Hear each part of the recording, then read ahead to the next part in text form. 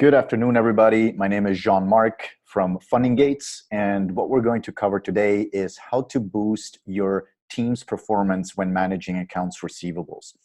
And basically, it all starts with understanding the why, the big picture, right? So basically understanding the math of what it means to reduce your day sales outstanding or the time it takes to get paid by just 10 to 15 days. What's the cash flow impact?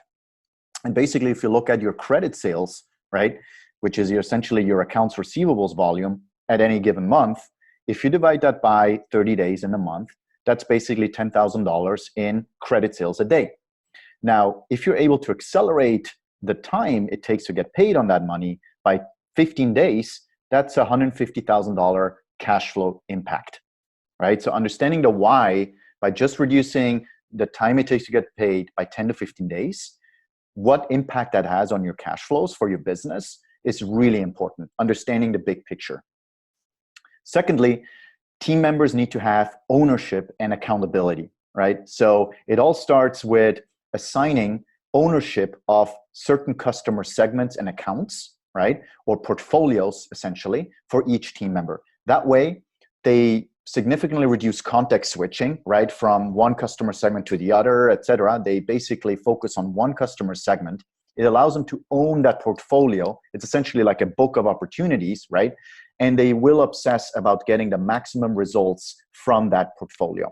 Once you've specialized your team members and made them own a portfolio, then it's setting up a systematic outreach process, right? That they can iterate on, they can test, A/B test it, et cetera, to get even better and better results over time, consisting of phone calls, payment reminders, other types of tasks.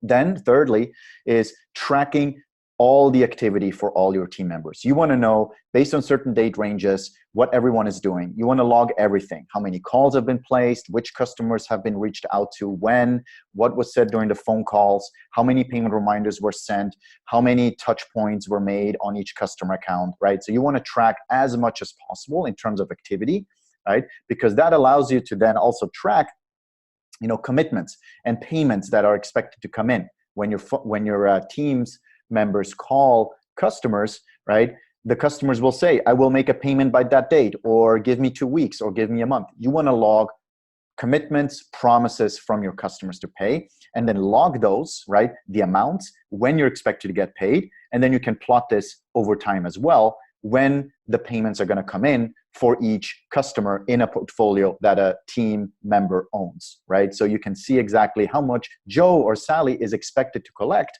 in the future, a month from now, a quarter from now, or by the end of the year.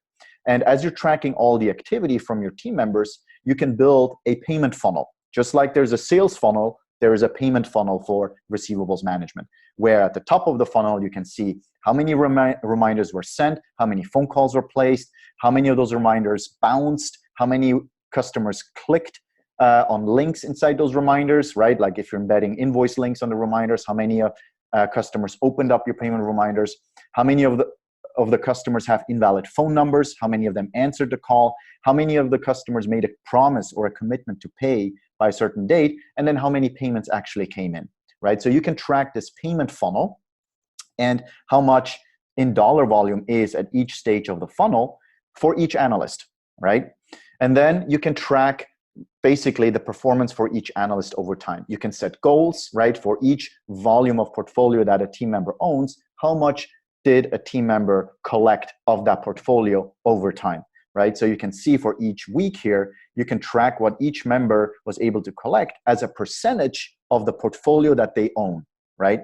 So you can see Joe has collected 20%, and then it went up to 30%, 60%, 80%, et cetera.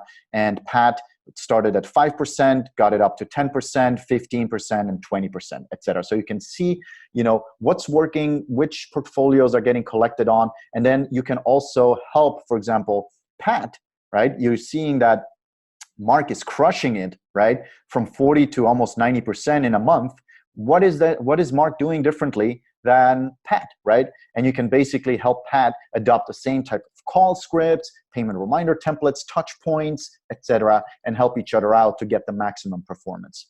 And then you can also set up quotas. Once you know how many touch points are required to get a customer to pay, right? You can start assigning quotas for your team members. How many calls need to be placed per month? How many reminders need to be sent each month? How many contact events, touch points need to be made each month on customers, right? That's it for today. And yeah, I hope you enjoyed this mini series, and I hope to hear from you soon, but stay tuned for more content.